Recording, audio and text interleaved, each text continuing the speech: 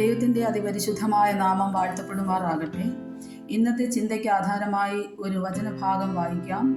യോഹന്നാന്റെ സുവിശേഷം 15-ാം അധ്യായം 1-2 വാക്യങ്ങൾ വായിക്കാം.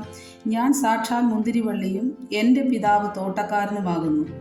എന്നിൽ കായ്ക്കാത്ത കൊമ്പൊക്കെയും അവൻ നീക്കിക്കളയുന്നു, കായ്ക്കുന്നതൊക്കെയും അധികം ഫലം കായ്ക്കേണ്ടതിന് ചെത്തി വെടിപ്പാക്കുന്നു.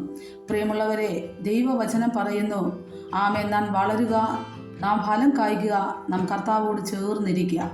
ആമേൻ. പ്രിയപ്പെട്ടവരെ, നാം അധികം ഫലം കായ്ക്കേണ്ടതിന് ചെത്തി വെടുപ്പാക്കുന്ന ഒരു ദൈവം. ആമേൻ. കർത്താവിനോട് ചേർന്ന് വസിക്കുക എന്നുള്ളതാണ് അതിനർത്ഥം. ചെത്തി വെടുപ്പാക്കുമ്പോൾ നമ്മൾ അധികം ഫലം കായ്ക്കാനിടയായി തീരും.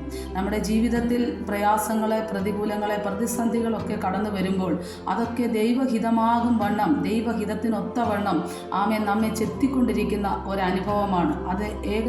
എന്തെന്നാൽ നാം അധികമായി ഫലം കായ്ക്കുകയും അധികമായി കർത്താവോട് ചേർന്നിരിക്കുകയും വേണമെന്ന് ദൈവം ആഗ്രഹിക്കുന്നു. നമ്മെ സൃഷ്ടിച്ച തൻ്റെ സ്വന്തം രൂപത്തിലും സാദൃശ്യത്തിനും നമ്മെ സൃഷ്ടിച്ച നമ്മുടെ കർത്താവ് ആമേൻ കർത്താവിനോട് ചേർന്ന് വസിപ്പാൻ ആഗ്രഹിക്കുന്നു. ചേർന്ന് വസിച്ചാൽ ആമേൻ നല്ല മുന്തിരി വള്ളിയാകുന്ന യേശു കർത്താവിൽ നിന്ന് ഫലങ്ങളെ നമ്മളിലൂടെ ഫലം പുറത്തു വരുവാനായിട്ട് ഇടയാകും.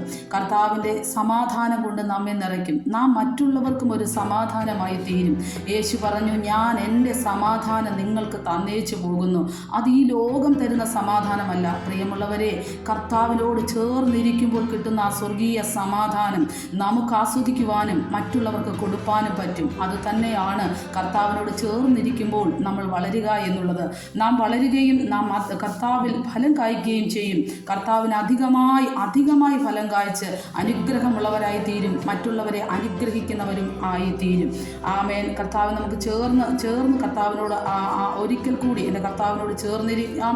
ഈ രാത്രികാലം സ്വർഗീയ ദർശനങ്ങളെ കണ്ടുണരുവാനും ദൈവത്തിൻ്റെ വചനത്താൽ നാം ആമേൻ ക്രമീകരിക്കപ്പെടേണ്ടതിന് സ്വർഗം നമ്മെ സഹായിക്കട്ടെ.